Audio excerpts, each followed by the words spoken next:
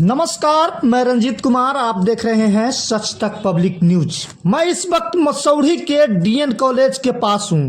आप देख सकते हैं कि यहां पर जदयू का पटना जिला कार्यकर्ता सम्मेलन का आयोजन किया गया है।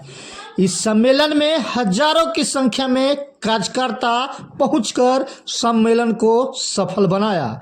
इस सम्मेलन का मुख्य उद्देश्य कार्यकर्ताओं को संगठित करना, उनका मनोबल बढ़ाना और आगामी राजनीतिक चुनौतियों का सामना करने के लिए रणनीति बनाना। सम्मेलन में जदयू के वरिष्ठ नेताओं ने विपक्ष की आलोचना के साथ साथ नीतीश सरकार की उपलब्धियों को भी गिनवाया। वरिष्ठ पत्रकार नेताओं के रूप में पहुंचे परिवहन मंत्री शीला मंडल, पूर्व विधायक श्याम रजक जैसे तमाम नेता मंच पर रहे उपस्थित।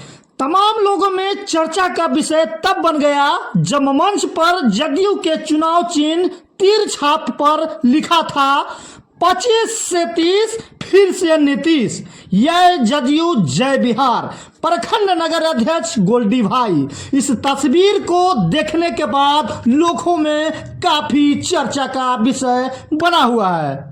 आइए जानते हैं कि इस सम्मेलन में पहुंचे हुए नेताओं ने किस तरह इस सम्मेलन को संबोधन किया और कार्यकर्ताओं को संबोधन करते हुए क्या कहा। तो राजनीतिक भी आज़ादी मिली, शैक्षणिक आज़ादी मिली, आर्थिक आज़ादी मिली और स्वाभिमान और सम्मान की भी प्रतिष्ठा। विपक्ष लगातार आरोप लगा रहा है कि एनडीए सरकार में संविधान खतरे में है। देखिए, उन तो कह रहे हैं कि उनके लिए परिवार खतरे में है। परिवार खतरे में है, अगर उनका परिभाषा संविधान का मतलब परिवार है, तो मैं नहीं समझता कि बाबा साहब ने परिवार की बात कही थी। बाबा साहब ने देश की बात कही थी। अडानी को लेकर विपक्ष हमला कर रहा है। देखिए, हमारे लिए गरीब जनता है जिनके घर में अभी तक चूल्हा नहीं जला है, उसके विकास के लिए हम प्रतिबद्ध हैं। कौन क्या कर रहा है ये काम है पार्लियामेंट का और लोगों का, हम उस पर क्या बोलेंगे। तो कि लोग कहते थे कि क्या होगा पढ़ के क्या करेगी, इसको तो चौका ही फूकना है। लेकिन आज हमारे समाज के जो गरीब गुरबा लोग भी हैं, पिछड़ा समाज के लोग हैं, सब लोग अपने बच्चे को स्कूल तैयार करके भेज रहे हैं, बैग लटका के बच्चा जा रहा है, ड्रेस पहन के जा रहा है। ये जो परिवर्तन हुआ है, और उससे कहने से तो अब सब जब मतलब आप जानते हैं ना, पूरे बिहार की जनता माननीय मुख्यमंत्री जी को पसंद करता। अभी देखिए लोग 4 सीट पे हम लोगों ने देखा किस तरह से विजय हुए, तो जनता सब जानता है, इससे कुछ नहीं। निर्माता थे आर्यभट्ट, जिनका प्रयोग साला मसौढ़ी में था। लेकिन वही मसौढ़ी 2005 के पहले किस तरह हथियारों का, जिस तरह यहाँ नरसंहार का, जिस तरह यहाँ पर अव्यवस्था और लोगों में दहशत का वातावरण था, इसको आप देखने का काम कीजिए। खेतों में जो आज जहाँ धान और लहला रहा है, खेतों में जो किसान हमारा निर्मित होकर के खेती करने का काम कर रहा है, उसी खेतों में बंदूक और कारतूस वहां जमाए जाते थे। वो नरसंहार जब होता था, सिर्फ जोर होकर के करके अपने भविष्य के लिए, अपने किस्मत पर रोने का काम करते थे। सोचते थे कि शायद हमारे पूर्वजों ने कोई गलत काम किया होगा, ईश्वर हमको क्यों इस तरह की सजा दे रही है कि ऐसा शासन, सिर्फ नरसंहार हो रहे हैं और नरसंहार हो रहे हैं।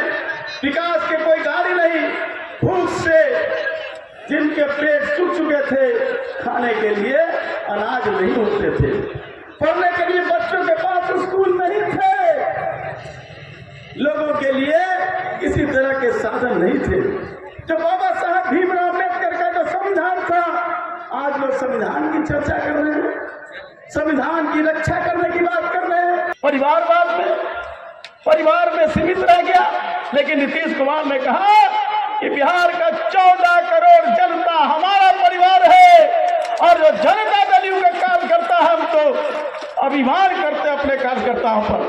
अति पिछड़ा समाज की बेटी है, चौका से चौक तक का सदन तक आए, और ये नीतीश कुमार जी लोहिया जी कहते थे अवसर देते देखो, लेकिन हमारे नेता अवसर कहते नहीं करके दिखाते। तभी आज अति पिछड़ा समाज की बेटी आप लोग के बीच मंच पर भाषण दे रही है। और यहाँ अति पिछड़ा समाज की बहुत सारी महिलाएं बड़ा अच्छे से सब लोग बैठी हुई हैं।